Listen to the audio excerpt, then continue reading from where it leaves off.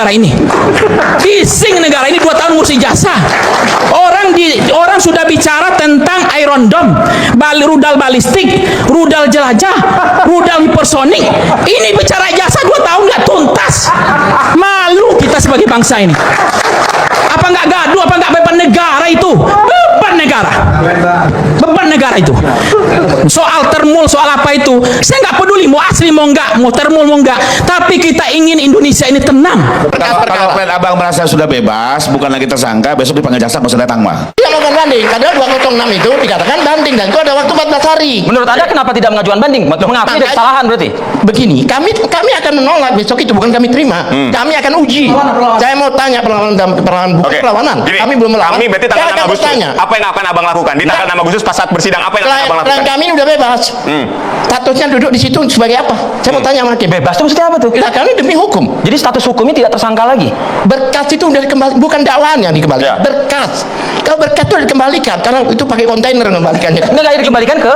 Ya itu dakwaannya yang Itu batal. ada di amar putusan satu bahwa dakwaan ini bukan pasal ini loh ya. Ini kan hanya satu pasal semua. Itu dakwaan nomor perkara 301 yang dibatalin. Batal demi hukum dan berkas dikembalikan pada JPU.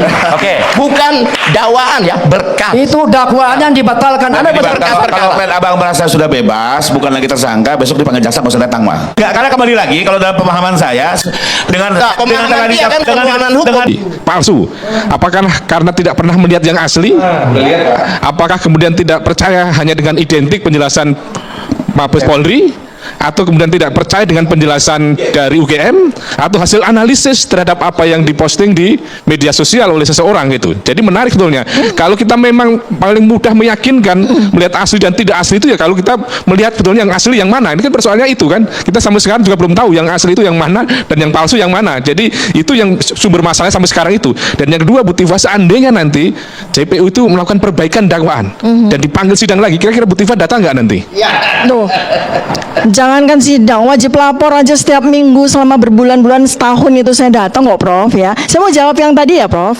Jadi begini, sekarang kita kembali pada 30 April 2025. Ya, apa yang menjadi laporan polisinya Pak Joko Widodo dan apa yang saya lakukan. Makanya itu terjadilah error in objektif dan error in persona. Kenapa? Karena bahan kajian saya itu adalah benda digital yang ada pada internet, miliknya, uploadernya.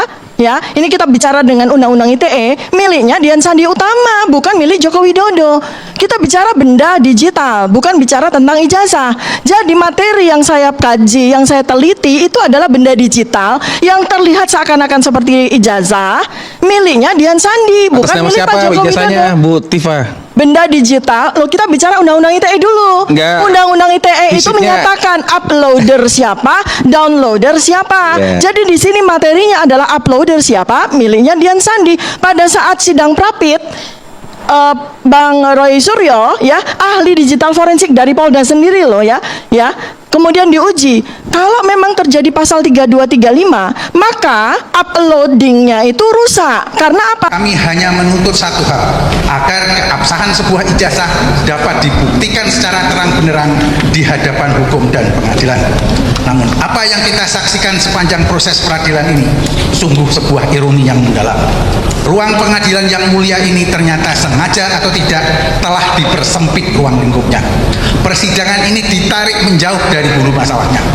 Kita tidak sedang diajak untuk menguji kebenaran material dari ijazah yang menjadi pokok permasalahan, melainkan kita terjebak dalam labirin penafsiran formalitas perihal pasal-pasal pencemaran nama baik dan fitnah. Persidangan ini seolah-olah dirancang untuk melompati substansi dan langsung melompat pada kesimpulan. Bagaimana mungkin seorang dihukum karena dianggap memfitnah dan mencemarkan nama baik atas suatu objek jika objek itu sendiri, yakni kebenaran atau ketidakbenaran ijazah tersebut tidak pernah dibuka dan dibuktikan secara transparan dalam sidang.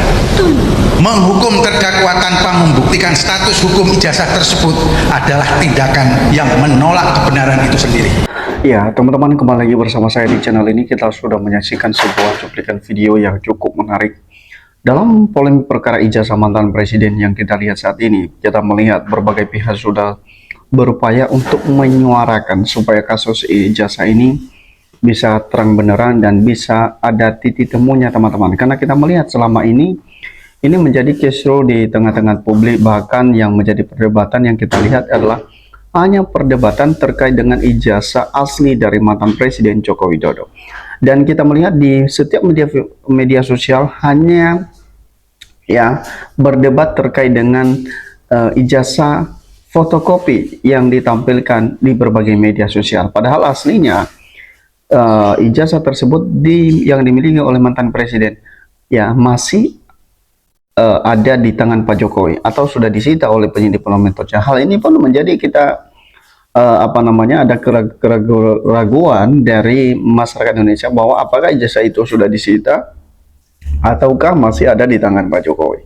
Ya, jadi teman-teman, bahwa ini tidak heran lagi bahwa kasus ijazah ini cukup menjadi topik pembicaraan saat ini, karena ketika awalnya pernyataan dari mantan Presiden Joko Widodo menyampaikan bahwa nanti akan datang di pengadilan, kalau pengadilannya meminta Pak Jokowi akan datang dan bahkan dia siap untuk menunjukkan ijazahnya tersebut.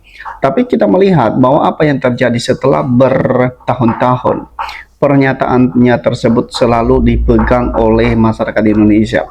Ketika beberapa sidang yang dilakukan di PN Solo, dalam sidang City Lawsuit, kita melihat bahwa mantan Presiden Joko Widodo ini hakimnya sudah melayangkan surat pemanggilan, bahkan bukti dari ijazah itu dimintai oleh para tersangka untuk bisa ditujukan, diperlihatkan di sidang City Lawsuit. Tapi kita melihat ya akhirnya tidak muncul juga. Jadi akhirnya teman-teman sampai saat ini menjadi pertanyaan-pertanyaan yang cukup serius di tengah-tengah masyarakat yang selalu menyatakan bahwa ya jangan-jangan ijazah Joko itu adalah tidak ada, bahkan ijazah itu ada tapi palsu. Nah, hal ini teman-teman ya ini diakibatkan karena pernyataan Pak Jokowi yang katanya mau menunjukkan tapi tidak. Sampai hari ini kita nggak pernah melihat bukti asli dari ijazah tersebut.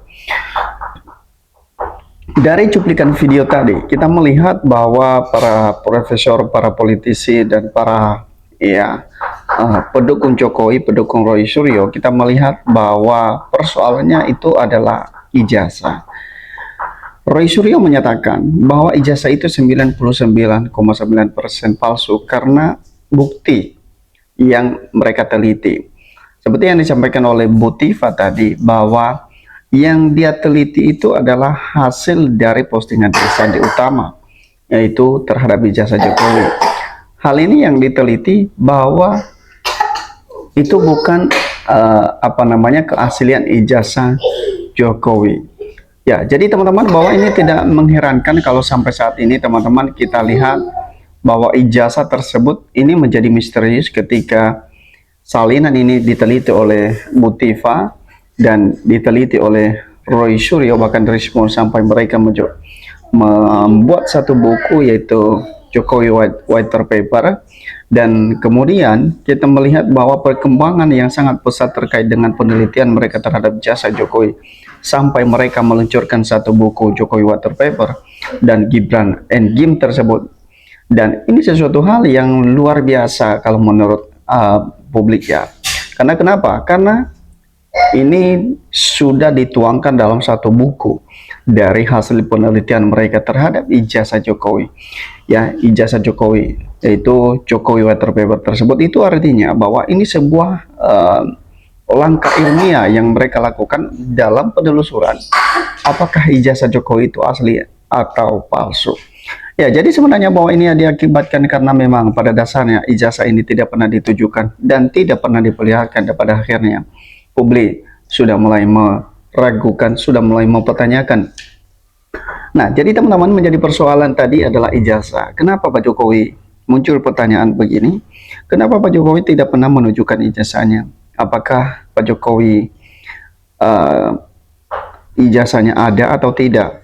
Apakah Pak Jokowi tidak berani untuk menunjukkan? Kalau kita mempersoalkan hal ini atau mengkritisi hal ini, sebenarnya bahwa ketika Profesor Cie menyampaikan bahwa kalau ijazahnya itu asli, siapapun berani akan menunjukkan. Kalau ijazahnya itu artinya bahwa ketika ijazah itu asli, siapapun ya berani akan menunjukkan, tidak ragu lagi dan tidak akan ya memikirkan ya nanti takutnya ketahuan segala macam ketika itu asli. Tapi kalau palsu tentu kita sangat was-was. Bahkan kita pun sangat takut teman-teman kalau ijazah itu. Nah, jadi hal ini teman-teman, kenapa Prof C ini meyakini ijazah Jokowi itu asli?